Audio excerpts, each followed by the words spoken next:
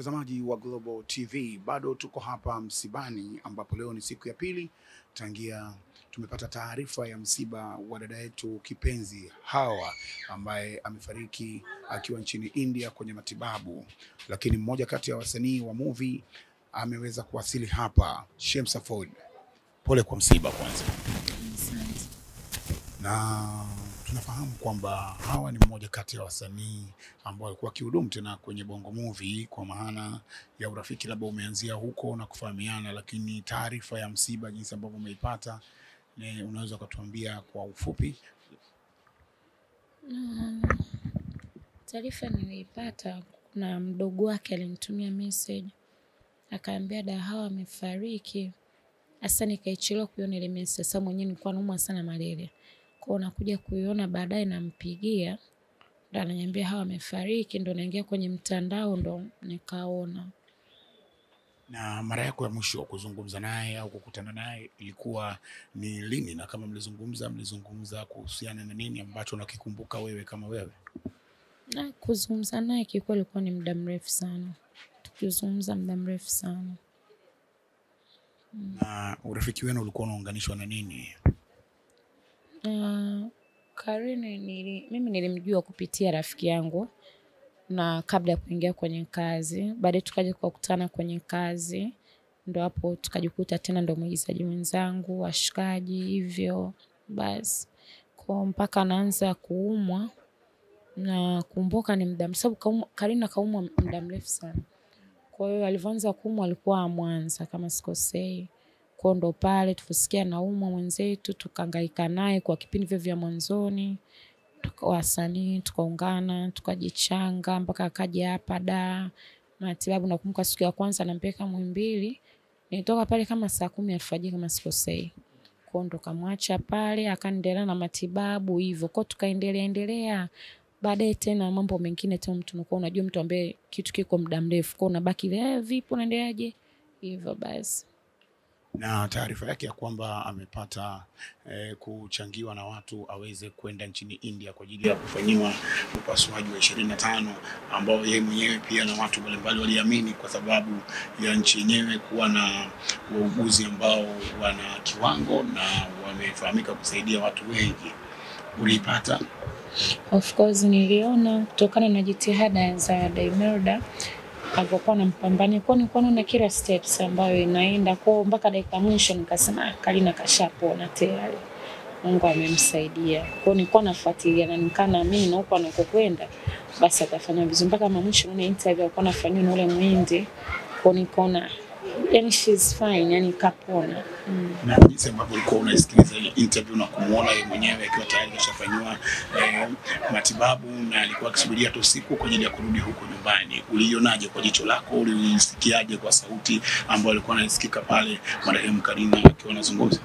Nilikuwa namuona yuko very okay, yani mtu ambaye amepata tumaini jipya, yani kama kile kitu ambacho kinamsumbua muda mrefu kapona. Kwa yani nilikuwa na imani Karina kapona.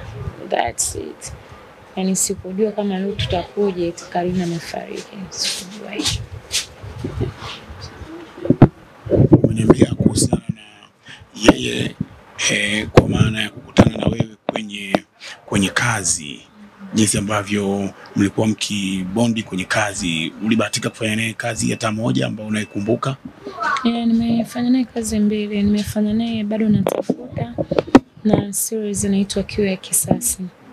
Na ilikuwaje kipindi hicho kwenye kiwango chake cha uigizaji na jinsi ambavyo ulikuwa ukimuona kama msanii? Alikuwa ni mdada wa namna gani kwenye Bongo Movie? Kiukweli kwenye kipaji alikuwa na kipaji kikubwa sana Karina, huo ndio ukweli na watu walikuwa wanakiona. Na muda ambao sasa ndio alikuwa anasema afanye kazi ndio maradhi akamemkuta. Nakumbuka hata tunashoot Kiu ya Kisasi alikuwa na excuse nyingi sana. Anakuambia naumwa, anajisikia kile, anajisikia hivi siji shooting, lakini mtu mnajua mnachukulia kawaida tu kwa udogo. Yes, lakini tumepoteza kipaji kikubwa. Karina ni one of the best actress ambao tulikuwa nao na tumempoteza. Na tuna muda ambao ndo alikuwa anataka sasa kuonesha kipaji chake kwa ukubwa, ndo Mwenyezi Mungu kamchukua. Ni kitu gani ambacho kinabaki kama alama upande wako kwa dada huyu? Nashukuru kumfahamu na namshukuru kwa maisha yake ya uhai ambao tulikuwa wote. Nitakumbuka uwepo wake, ucheshi wake, upendo wake. Karina ni mtu ambaye yani alikuwa ni mchapakazi, anapenda kupika, anapenda kufanya kazi.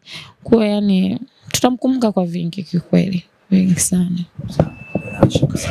Ukiwa kama kwa interview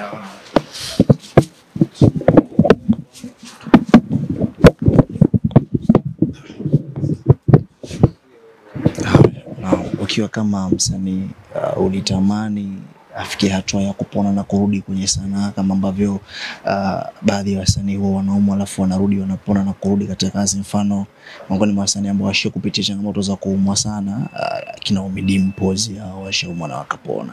Kwa hiyo nilitamani hilo pia. Of course. Mtu ambaye asiyetamani wenzake apone basi atakuwa shetani. Tulitamani apone. Na kwa sababu game pia ilikuwa inamhitaji, kwa sababu ameanza kuumwa kipindi ambacho ndo at least anaanza kupata nafasi za kazi za kuonesha kile alichokuwa nacho.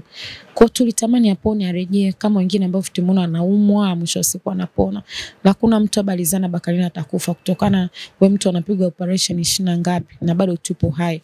Na uko ukimwona kwa muonekano unamuona she's very fine, lakini mume ndani mtu anaguria maumivu. So tuko tunahisi atapona tu. Yani tuko tunajua atapona na atarudi kwenye kazi zake, atasimama upya. Kwa sababu pia ni strong mpaka anafariki, uko very strong. Kipi ambacho mashabiki zenu hawakijui nyinyi kama wasanii, vile ambavyo mnasupportiana kwenye matatizo kama haya, mtu akiumwa sana au hali za misiba, mashabiki hawatambui kama nyinyi huwa mnakuaga front kwenye kusupport mpaka labda mambo yakija mitandaoni? Sisi tunasupportiana sana. Hata kama unakutana na tofauti zenu, lakini inapotokea swala la matatizo, msiba, lazima tushikamane. Tunaweka magomvi pembeni na mnasupportiana, iwe msiba, iwe harusi, iwe nini. Yani tunashikanaga. Ndio tunashukuru Mungu hasa kwa sisi Bongo Movie. Hata tuwe je tumenuniana, tumefanyaje. Lakini ukisikia mwenzako ana tatizo, lazima utakimbilia. Kwa kuna chembe ya upendo ambao tunao bado sisi, tofauti na wengine kwamba hatuko sawa, basi ndo hatuko sawa kwenye kila kitu, lakini sisi tunashirikiana. Na hata kumwoka Karina mwanzoni kabisa ile naanza, watu waliingia kwenye grupu, watu tulichanga, walifanya hivi, tukaja. Tena mimi nilikuwa naye karibu sana kipindi kile. Mpaka kaja hapa kutoka Mwanza, tukaanza kumtibia watu kipindi hata alikuwa ajui. Nadhani wengine wakaona tu na post ile, jamani mchangieni hivyo.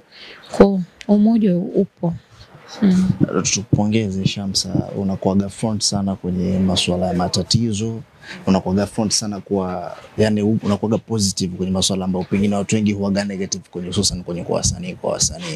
Unajitengeneza kwa miongoni mwa msanii wa aina gani kibinadamu?